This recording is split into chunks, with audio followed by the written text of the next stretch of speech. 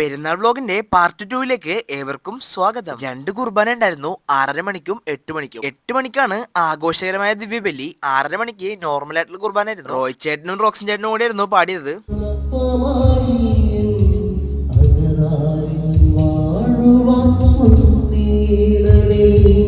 6:30 മണിക്കത്തെ കുർബാനയ്ക്ക് ശേഷം ഞാൻ വന്ന പുറകിലേക്ക് നോക്കിയപ്പോ എല്ലാ ഓൾട്ടർ ബോയ്സും റെഡി ആയിക്കൊണ്ടിരിക്കണായിരുന്നു. തിരുനാൾ ദിനത്തിന്റെ ആദ്യത്തെ കർമ്മം എന്ന് പറഞ്ഞാൽ പ്രസിഡന്റ് വാഴ്ചയായിരുന്നു. 2027 പ്രസിഡന്റ് വാഴ്ചയ്ക്ക് ശേഷം ചെറിയൊരു പ്രദക്ഷിണം ഉണ്ടായിരുന്നു. അച്ഛന്റെ ആശീർവാദത്തിന് ശേഷം പ്രസിഡന്റ് വാഴ്ച കഴിഞ്ഞിരിക്കുകയാണ്. സിസ്റ്റർ ആമുഖം വായിച്ചതിന് ശേഷം തിരുനാൾ ദിവ്യബലി ആരംഭിക്കുകയാണ്. 5 അച്ഛന്മാരും കൂടി ചേർന്ന ആഘോഷകരമായ ദിവ്യബലിയായിരുന്നു.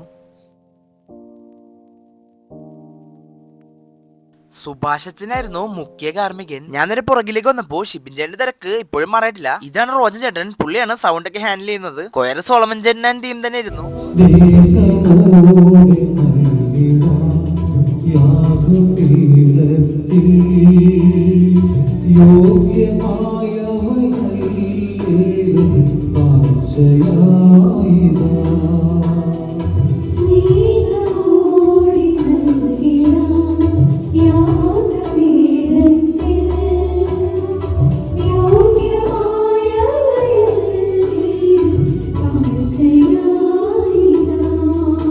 ഒരാളും കൂടി ഉണ്ട് തബല വായിക്കാൻ, തങ്കച്ചൻ ചേട്ടൻ. കീബോർഡ് ജോഷി ചേട്ടൻ തന്നെ. കപ്പിയാരി ഷിബിൻ ചേട്ടനെ പോലെ തിരക്കുള്ള വേറൊരു മനുഷ്യനാണ് നമ്മുടെ സ്വന്തം ലിയോൺ ചേട്ടൻ. എന്റെ ഏറ്റവും വലിയൊരു ആഗ്രഹമായിരുന്നു പള്ളിയിലെ മണി അടിക്കണമെന്ന്. ഷിബിൻ ചേട്ടൻ ഈ മണി അടിച്ചപ്പോ എന്റെ അടുത്ത് പറഞ്ഞു, നീ പള്ളിയിലെ മെയിൻ മണി അടിച്ചോന്ന്. ഈ സ്വിച്ച് ഇങ്ങനെ മാറി മാറി നെക്കിയാൽ മാത്രം മതി എന്നാണ് പറഞ്ഞത്. കുർബാനയ്ക്ക് ശേഷം ചെറിയൊരു സമ്മാന വിതരണം ഉണ്ടായിരുന്നു പ്രസിഡന്റിമാർക്ക്. അമലേട്ടൻ എപ്പോഴത്തെ പോലെ തന്നെ ധൂമം കത്തിക്കുകയാണ്. ഇനി പ്രദക്ഷിണമാണ്. ഞാൻ പെട്ടെന്ന് നോക്കിയപ്പോ പരിചയമുള്ള 2 ആൾക്കാർ, എന്റെ ചേച്ചിയും ചേച്ചിയുടെ ഫ്രണ്ടും.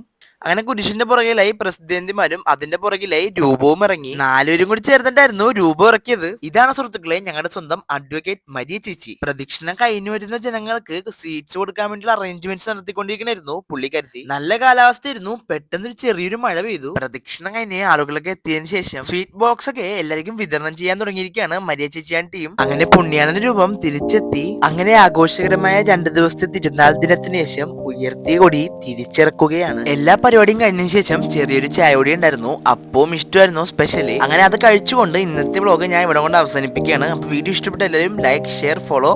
അപ്പോൾ ഓക്കെ ഫ്രണ്ട്സ്, ബൈ.